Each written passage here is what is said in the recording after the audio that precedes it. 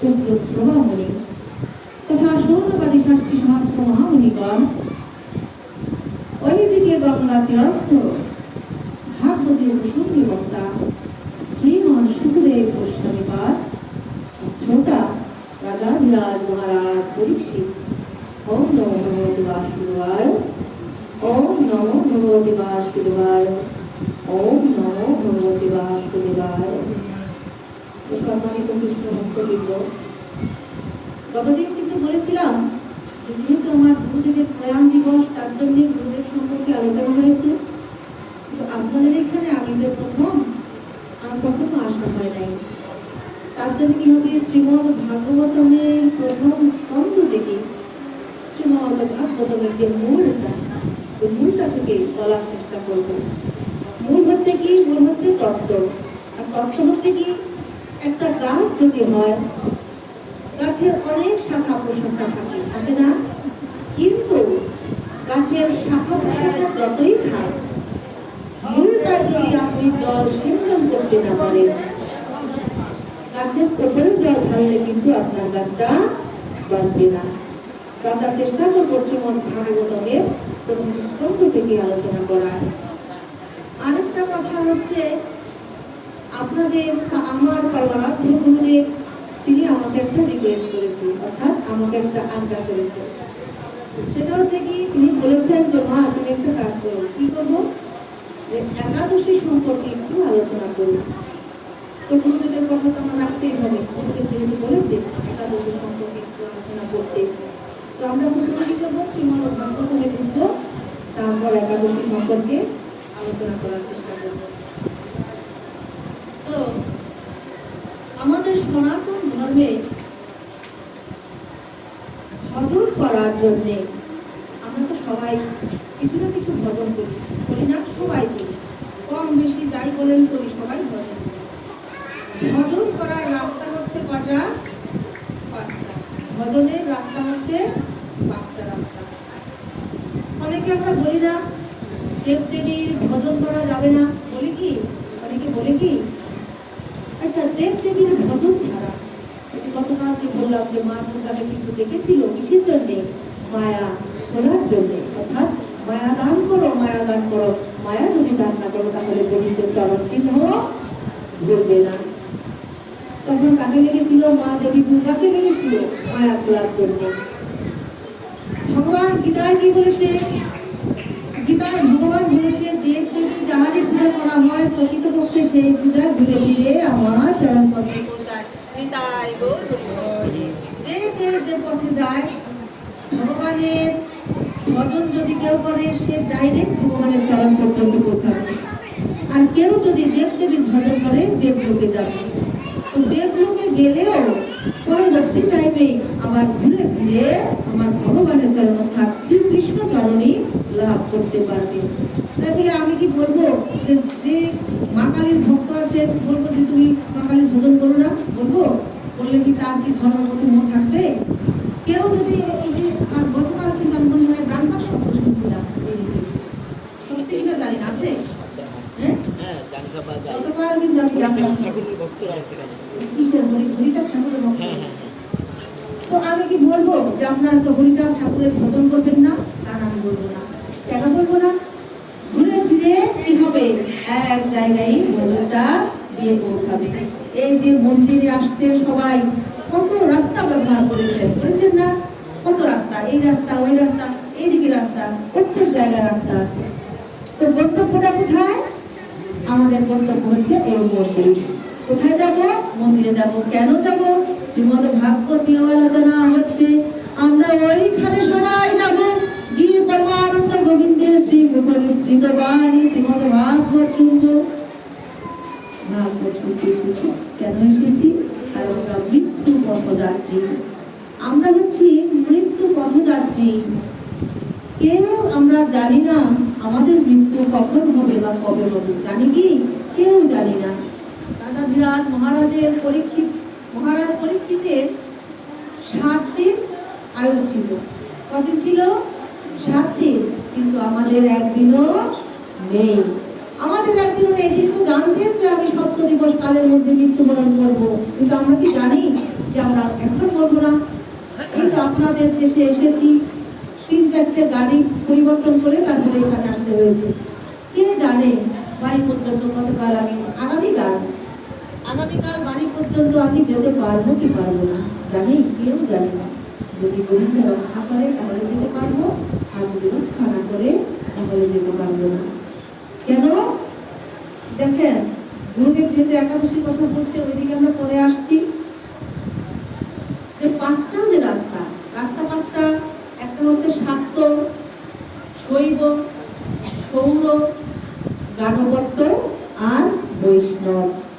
সর্বশেষ কোন রাস্তাটা? বৈষ্ণবের রাস্তাটা। কেন বৈষ্ণবের রাস্তা সর্বশেষ হলো? বলছে বৈষ্ণব তারা, যারা বিষ্ণু ভক্ত তারা হচ্ছে বৈষ্ণব। ভগবান শ্রী বিষ্ণুর যিনি ভক্ত তারা হচ্ছে বৈষ্ণব। এর জন্য বললেন 5টা রাস্তার কথা। তো প্রথম রাস্তাটা কি বললাম? যে প্রথম রাস্তা হচ্ছে শাক্ত। শাক্ত ভক্ত কারা? শাক্ত ভক্ত হচ্ছে এই যে মা দুর্গা দেবীর ভজন যারা করে, মা কালীর ভজন যারা করে, মনসা দেবীর ভজন যারা করে, শীতলা দেবীর ভজন যারা করে, তারা হচ্ছে শাক্ত ভক্ত। মা কালী, বিশেষ করে মা কালীর ভক্ত, তারা হচ্ছে শাক্ত ভক্ত। এখন শাক্ত ভক্ত কি করবে? মা কালীর ভজন করবে না? কিন্তু মা কালীর মন্দিরে কি কখনো কি হরিনাম কীর্তন হয় না? হয়, 100 বার হয়। এমন অনেক প্রমাণ আছে আমার কাছে। কত মা কালীর মন্দিরে আমায় গোবিন্দ পাঠিয়েছে, শ্রীমদ ভাগবতী আলোচনার কিছুই তো আমি জানি না, তারপরে গোবিন্দ আমাকে করুণা করে কিছু পাঠিয়েছে। আচ্ছা, ওই মন্দিরগুলি যদি না থাকতো তাহলে কি শ্রীমদ ভাগবতী আলোচনা হতো না? তাহলে কেন বলবো তোমরা দেবদেবী পূজা করবে না? কেন বলবো? লোকনাথ বাবার আশ্রম আছে, ওইখানে যাই পাঠের জন্যে। তারপরে মা কালীর আশ্রম আছে, রাম ঠাকুরের আশ্রম আছে, ওইখানেও যাওয়া হয়।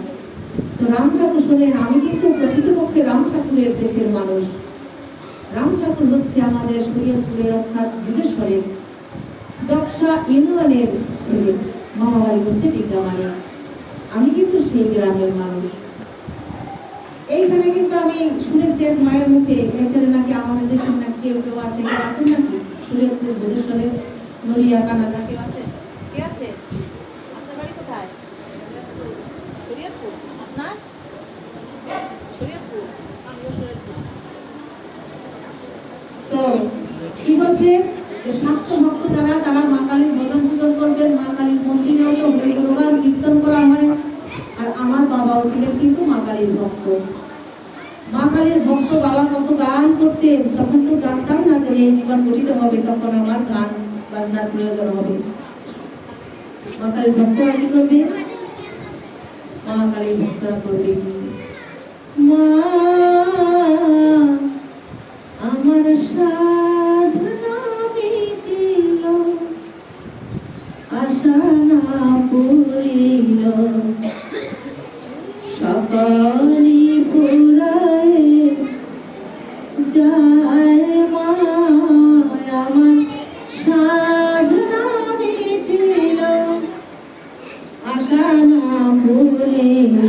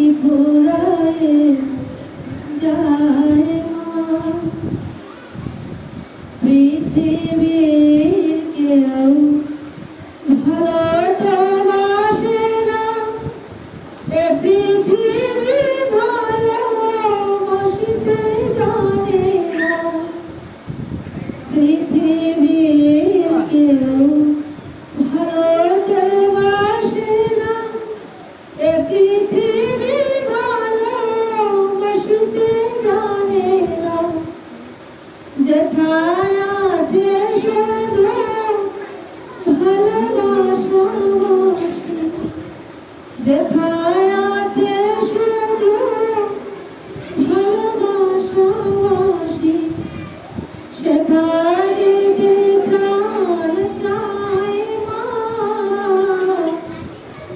সকালে পুরায় যায় মা, আমার সাধনা মিটিল, আশা না পুরিল, সকালে পুরায় যায় মা,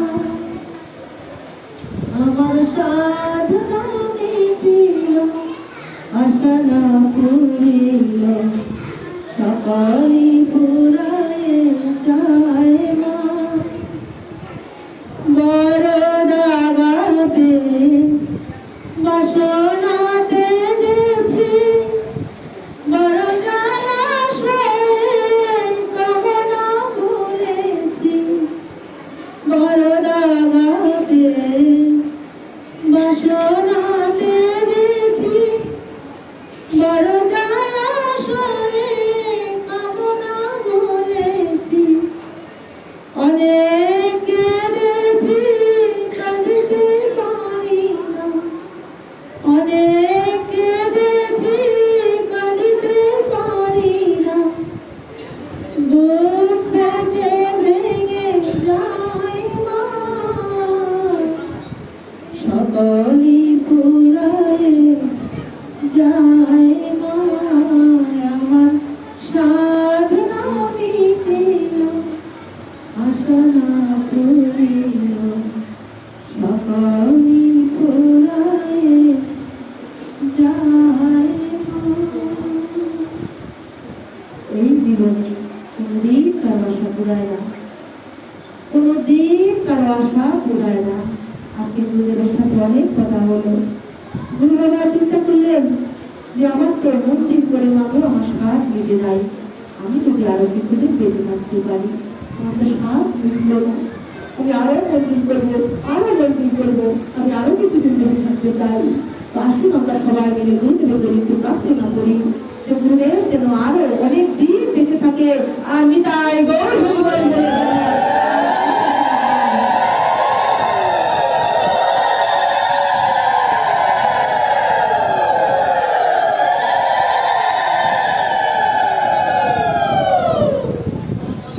তো দ্বিতীয় রাস্তা হচ্ছে কি শৈব। শৈব কারা বলেন তো কেউ? শৈব কারা? শৈব হচ্ছে শিব ঠাকুরের যারা ভক্ত তারা হচ্ছে শৈব, আর শিব ঠাকুর হচ্ছে বৈষ্ণব ভক্ত চূড়ামণি। সমস্ত বৈষ্ণবের মাথার মুকুট হচ্ছে আমার দেবাদিদেব শিব ঠাকুর, আর পরম বৈষ্ণবী হচ্ছে মাতা পার্বতী দেবী। শিব ঠাকুরকে বাদ দিয়ে কোনোদিন হরি হরি আর হর, তারা হচ্ছে এক আত্মা এক প্রাণ। হরকে বাদ দিয়ে কখনো হরি ভজন হয় না। হয় কি, আমরা যখন মৃত্যুবরণ করব সবার প্রথমে আমরা যাব হর চরণে। কোথায় যাবেন? হর চরণে আগে যাবেন। হর যদি কৃপা করে তাহলে আমরা হরি চরণে যেতে পারবো। এই জীবনে এমন কোন সাধন ভজন পুণ্য অর্জন আমরা করি নাই যে এই জীবনেই আমরা হরি চরণে যেতে পারি। সাধন ভজনে আমরা এতটাও অগ্রসর হইনি। মিথ্যা ছলনার আশ্রয় সবসময় আমরা গ্রহণ করে থাকি। এখন কি হবে? হর চরণে গেলে হর তাকে কৃপা করবে, তারপর হরি কৃপা করবে। এই হর তিনি হচ্ছেন বৈষ্ণব ভক্ত চূড়ামণি, আর তিনি হচ্ছেন এই শ্রীমদ ভাগবতমের কি তত্ত্বদাতা। হর যদি তত্ত্ব না দিতেন শ্রীমদ ভাগবত রচনা করা হতো না। কেন হতো না? এই ভক্ত কারা? এই হর ভক্ত কারা? হর ভক্ত হচ্ছে যে পরমেশ্বর ভগবান শ্রীকৃষ্ণ লীলা বিলাস করবার জন্য পৃথিবীতে আবির্ভূত হয়েছিলেন। আর ভগবান গীতায় কি বলেছেন? কি বলেছিলেন? পরিত্রাণায় সাধুনাম বিনাশায় চ দুষ্কৃতাম ধর্ম সংস্থাপনার্থায় সম্ভবামি যুগে যুগে। এই যে এইখানে কত মনীষীদের বাক্য বাণী, এইখানে দেখলাম সকালবেলা দাঁড়ায় এখানে কত সুন্দর সুন্দর বাণী এখানে লিখে দিয়েছেন। ভাগবত শুনতে আসবো, ওই ভাগবত শুনবো আর চলে যাবো, এটা তো ধর্ম না। সবসময় কিছু না কিছু নিয়ে আমাদের কি করতে করতে হবে, আলোচনা করতে হবে। এইখানে এসে যদি একবার করে ভিডিও করতো তাহলে আমার মনে হয় এগুলো সব মুখস্থ হয়ে যেত। যেত না? যে 1 বছরান্তে পাঠক আসবে, তারা কি করবে? তারা কিছু পাঠ শোনাবে, কথা শোনাবে, তারপর চলে যাবে, ওইখানেই সমাপ্ত। বলছে না, এখানে শত শত পাঠক আসবে। আসবে না? শত শত পাঠক আসে যায়, এক এক পাঠকের এক এক লাইন, এক এক মত, এক এক ধারা। তো আপনারা কি করবেন?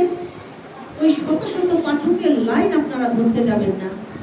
আপনার গুরু আপনাকে কি বলেছে, আপনার গুরুদেবের লাইন আপনার কি, আপনি ওই লাইনটা শুধু ফলো করবেন। পাঠকদের কথা এক এক পাঠক এক এক রকম ভাবে বলে যাবে, যে যেই লাইন সে ওই কথাটাই বলে যাবে না। এতগুলি কি ধরতে পারবেন? বলবে না, গুরু বাক্য শিরোধার্য, আমার গুরুদেব যা বলেছেন আমি শুধু সেইটাই আমার শিরে ধারণ করে থাকবো। যা বলো গুরুদেব, ভুল বলো, ঠিক বলো, শুদ্ধ বলো, গুরুদেব তো বলেছে। গুরুদেব হচ্ছে ভগবানের প্রতিনিধি। গুরুদেব হচ্ছে কি? ভগবানের প্রতিনিধি। ভগবান সরাসরি এসে আমাদের করুণা করেন না। ভগবান কখনোই সরাসরি এসে আমাদের করুণা করেন না, তার প্রতিনিধি পাঠায়। তার প্রতিনিধি হচ্ছে কারা? প্রতিনিধি হচ্ছে 3 জন। সেই 3 জন হচ্ছে গুরু, আর হচ্ছে কে? সাধু, আর হচ্ছে বৈষ্ণব। 3-এর কৃপা হলো এই 3 আপনাকে কৃপা করবে, করুণা করবে। আপনি নিজে যদি আপনাকে করুণা না করেন, এই 3 জন আপনাকে অনেক করুণা করলো, কিন্তু আপনি নিজে নিজেকে করুণা করলেন না, তাহলে কিন্তু মুক্তি আপনার আসবে না। আপনি নিজেকে কি করুণা করবেন? যে ওইখানে পাঠ হচ্ছে, আমি ওইখানে যাবো, এটা হচ্ছে নিজেকে নিজে করুণা। ঠিক আছে, যাওয়ার দরকার কি? যাওয়ার দরকার নাই, তাহলে আপনি আপনাকে করুণা করলেন না। এখন শৈব ভক্ত হচ্ছে শিক্ষার্থীদের ভজন পূজন যারা করে তারা হচ্ছে শৈব। আর ভগবান কি করেছে? আমাদের এই পৃথিবীতে আমাদের উদ্ধার করবার জন্য ভগবান যুগে যুগে অবতীর্ণ হন। তো ভগবান শ্রীকৃষ্ণ অবতীর্ণ হয়েছিলেন কংসের কারাগারে ভাদ্র মাসের কৃষ্ণ পক্ষের অষ্টমী তিথিতে কংসের কারাগারে শৃঙ্খলের মধ্যে আমার পরমানন্দ পবিত্র শ্রীকৃষ্ণ আবির্ভূত হয়েছিলেন। তাই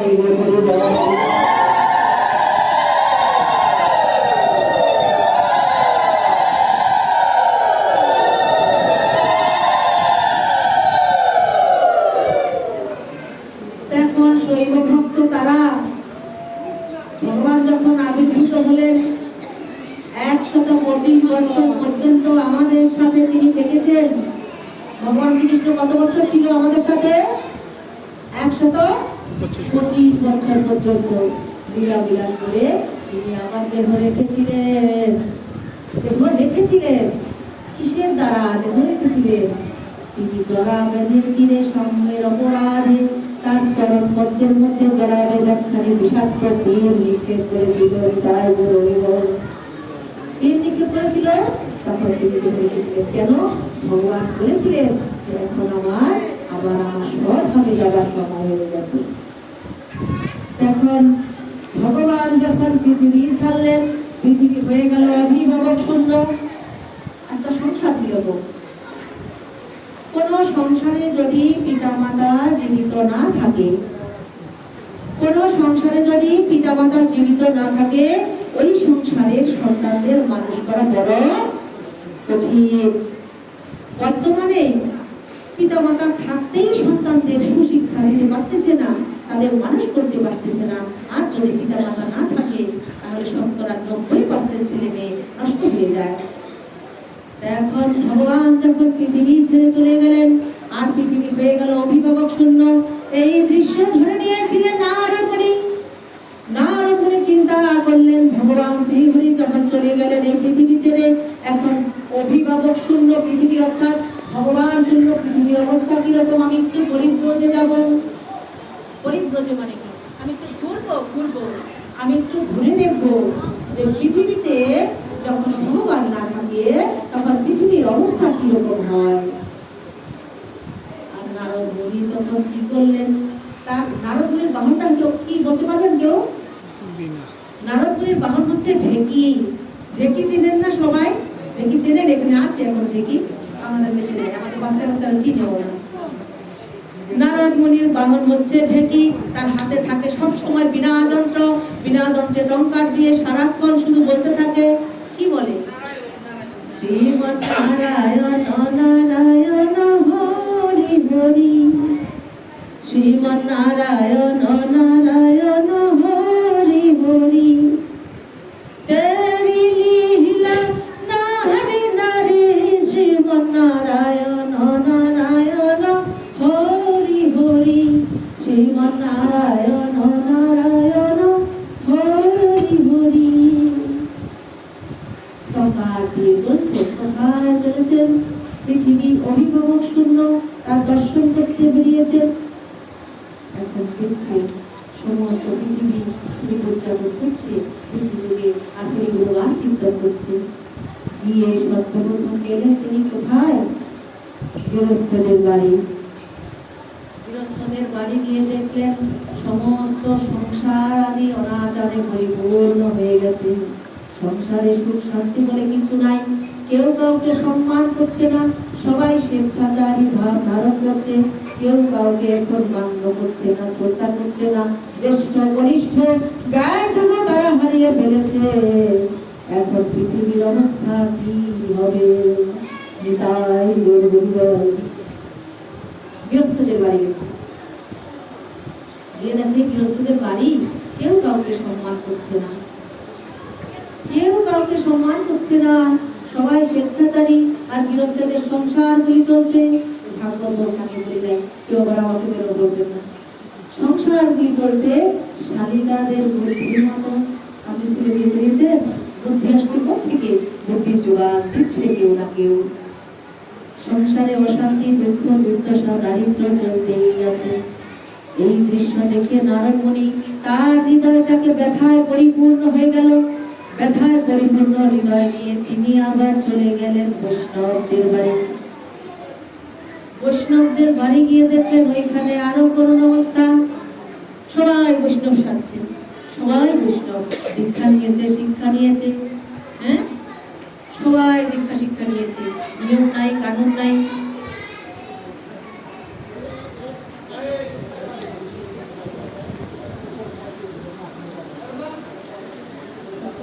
কোথায় গেছে দ্বিতীয়বার? প্রথম কাদের বাড়ি গেছে? গৃহস্থদের বাড়ি। আর দ্বিতীয় গেছে কাদের বাড়ি? বৈষ্ণবদের বাড়ি। সমস্ত বৈষ্ণব স্বরূপ শিক্ষা করেছে, তারও সঙ্গে তিলক সেবা করেছে, আর হাতে জপের মালা নিয়েছে। জপের মালা হাতে নিয়ে জপ বন্ধ করে লোকের নিন্দা মন্ডন করছে, সমালোচনা করছে। জপ বন্ধ করে কথা বলছে। আপনি জপ করুন, সমস্যা নাই, তারপরও নিয়ম নিষ্ঠাভাবে করুন। এক মনে এক চিত্তে কায় মনোবাক্যে আপনি মালায় জপ করুন। যে কথা বলছেন, বাজে কথা বলছেন, মালায় জপ করছেন, ওই জপার কোনো মানেই হয় না। কম করেন, 4 মালা করেন, 8 মালা করেন, 16 মালা যে করতে হবে তার কোনো মানে নেই। কম করে কিন্তু শুদ্ধভাবে নিয়ম মতো করেন। এখন কি করলেন বৈষ্ণবরা? তারা নষ্ট হয়ে গেছে। কারণ বৃন্দাবনের বৈষ্ণব ছিল মাত্র 3.5 জন। গতকাল এই আলোচনা হয়ে গেছে, কিন্তু এই 3.5 জন ছিল। আর এখন দেখেন আমাদের সমাজে, আমাদের প্রত্যেকটা সমাজে, প্রত্যেকটা দেশে শুধু বৈষ্ণব আর বৈষ্ণব, শুধু বৈষ্ণব, নিয়ম কানুনের বালাই নাই। আর তৃতীয়ত কোথায় গেলেন নারদ মুনি? তৃতীয়ত চলে গেলেন ব্রাহ্মণ দেবতাদের বাড়ি। ব্রাহ্মণ হচ্ছে বর্ণশ্রেষ্ঠ।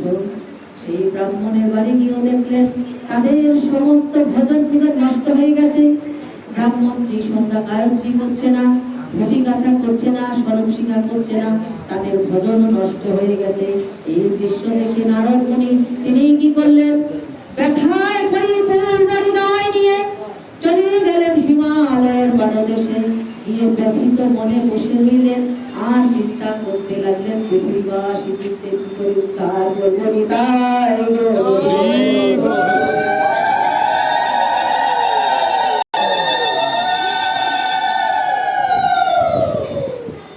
পৃথিবীবাসী জীবদের উদ্ধার করবার জন্য বসে রইলেন কোথায়? হিমালয়ের পাদদেশ, অর্থাৎ চূড়ায় গিয়ে বসে রইলেন। বৈকুণ্ঠ লোক থেকে চতুষ্বর, সনক, সনাতন, সনন্দন, সনত কুমার, এরা হচ্ছে চতুষ্বর। চতুষ্ষণ হচ্ছে চার ভ্রাতা, অর্থাৎ চার ভাই। এরা হচ্ছে সৃষ্টিকর্তা ব্রহ্মদেবের পুত্র, মানস পুত্র। সৃষ্টিকর্তা ব্রহ্মদেব প্রথম যে প্রজাপতিকে সৃষ্টি করেছিলেন, অর্থাৎ মানুষ সৃষ্টি করেছিলেন, কজন করেছিলেন? 10 জন। 10 জনের নাম কি? মরীচি, অত্রি, অঙ্গিরা, পুলহ, পুলস্ত, ক্রতু, বশিষ্ঠ, ভৃগু, দক্ষ, নারদ। নারদ ছিল দশম। নারদগুলি কত ছিল? দশম প্রজাপতি, অর্থাৎ দশম পুত্র। দেখুন চতুষ্ষণ কিন্তু নারদের আগে সৃষ্টি হয়েছে। তাদেরকে বলেছিল পৃথিবীতে মানুষ সৃষ্টি করতে হবে, তোমরা পৃথিবীতে যাও, মানুষ সৃষ্টি করো।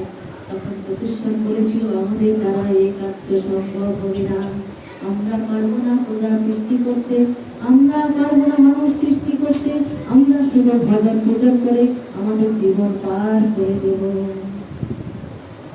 চতুষ্ষণ, সেই চতুষ্ষণ বৈকুণ্ঠ লোকে গিয়ে পরমানন্দ গোবিন্দ শ্রী হরি বিষ্ণুর সাথে দেখা করে সেই হিমালয়ের পাদে ধরে আসছেন মর্তধামে। আসছেন কোথায়? মর্তধামে। মর্তধামে যখন আসছেন, প্রতিমধ্যে নারদ মুনি যে বসে আছে, নারদ মুনির সাথে দেখা হয়ে গেল। নারদ মুনির সাথে যখন দেখা হয়ে গেল, চতুষ্ষণ তো জানে যে নারদ মুনি যেভাবে মানে মন খারাপ করে, একটা মানুষের ভিতরে যদি চিন্তা থাকে, আপনি কিন্তু তাকে দেখলে বুঝতে পারবেন তার যে ভিতরের যে চিন্তা চেতনা, ওটা তার চেহারার মধ্যে ফুটে উঠবে।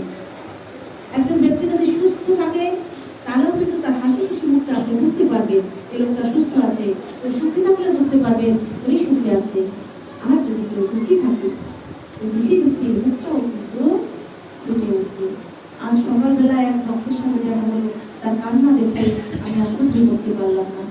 ভক্তটি চলে গেছে নাকি জানি না, চলে যাওয়ার কথা। ছেলেটা খুব বিপদে আছে, আপনারা সবাই একটু আশীর্বাদ করবেন ওই ভক্তের ছেলেটা যেন গোবিন্দ করুণা করে। নিতাই গৌর।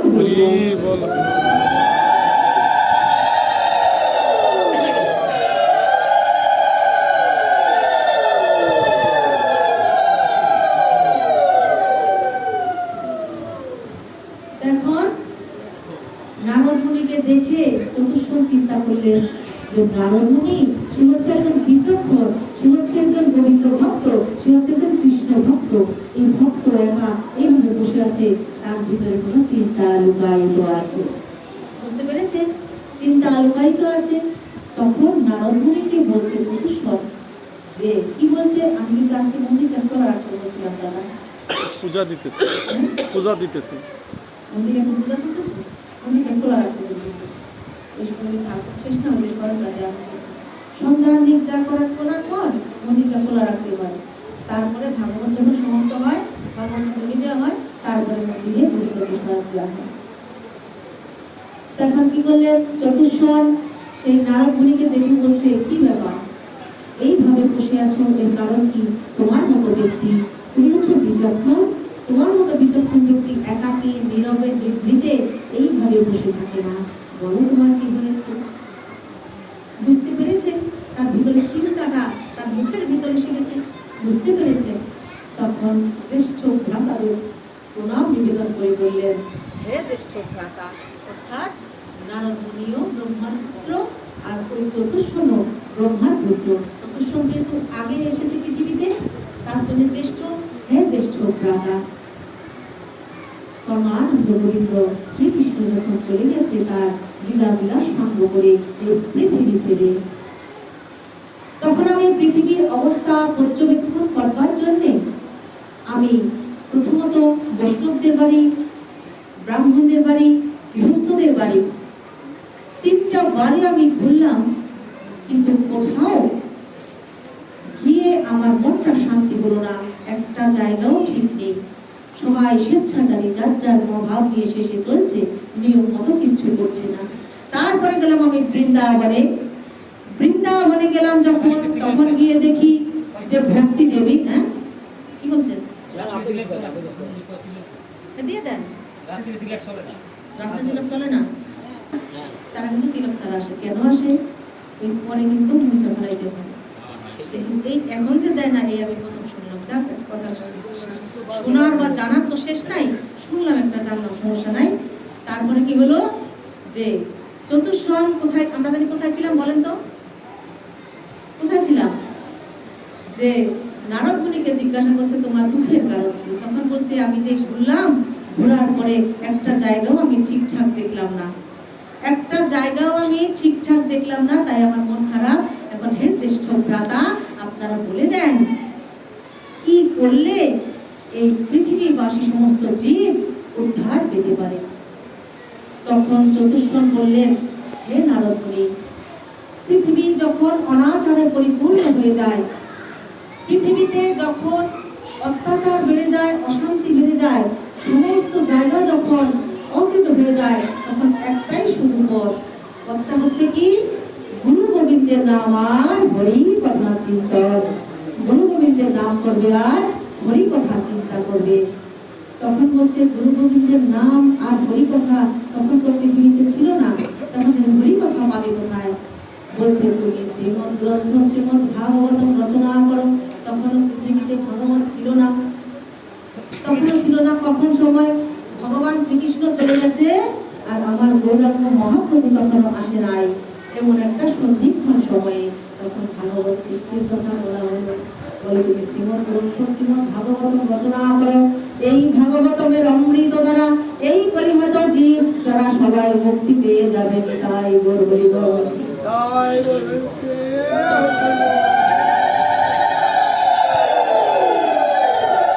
কেন বুঝছিলাম? এখন দেখেন শিব ঠাকুর কোন পর্যায়ের ভক্ত।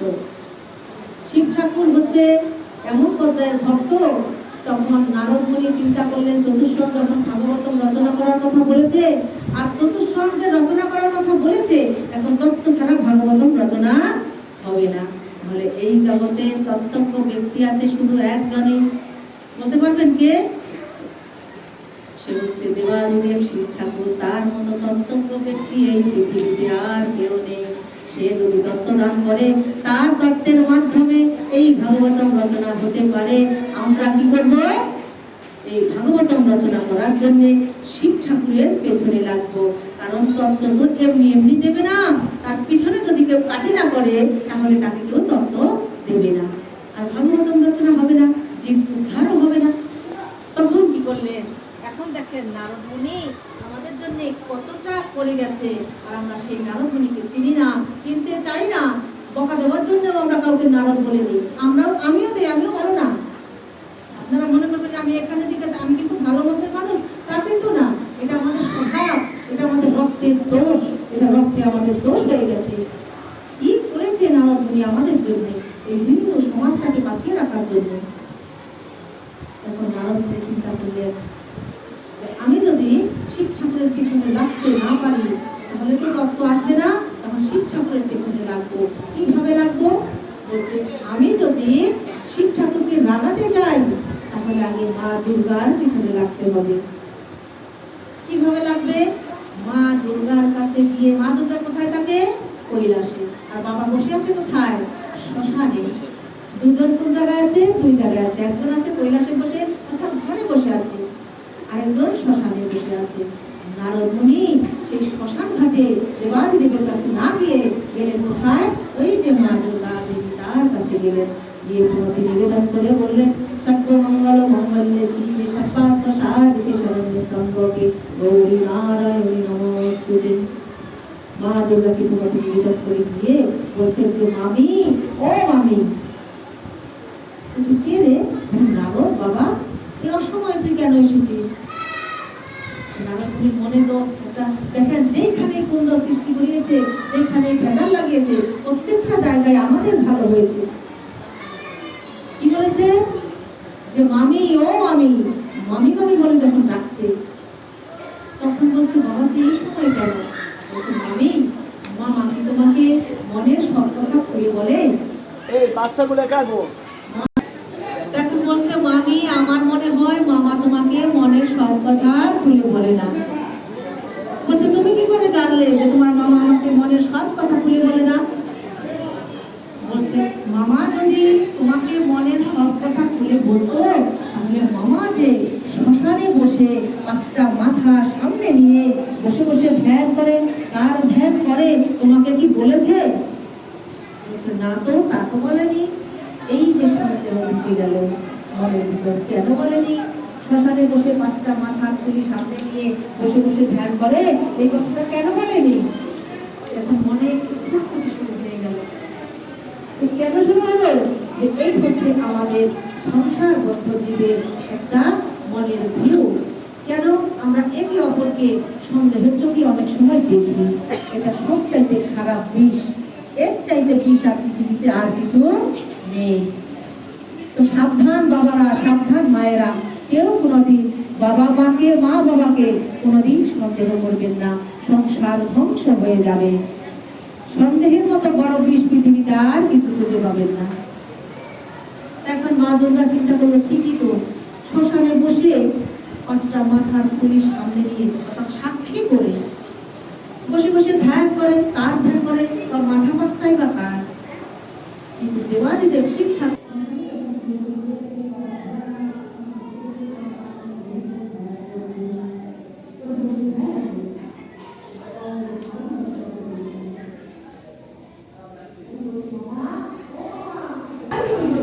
আমি জানি কিছু বলবে না।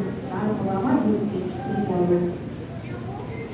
আরেকটা কথা, মায়ের আরাম করবে না। জানি তুমি বলবে না, তারপরও বলো না। দুর্গা, তাহলে তুমি শোনো। এমন যখন তুমি জেদ ধরেছ, তাহলে তুমি শোনো, মাথা 5টা কার ছিল? কোন বুঝছো তার দইটা রাখতে নাই, বুঝতে পারছো?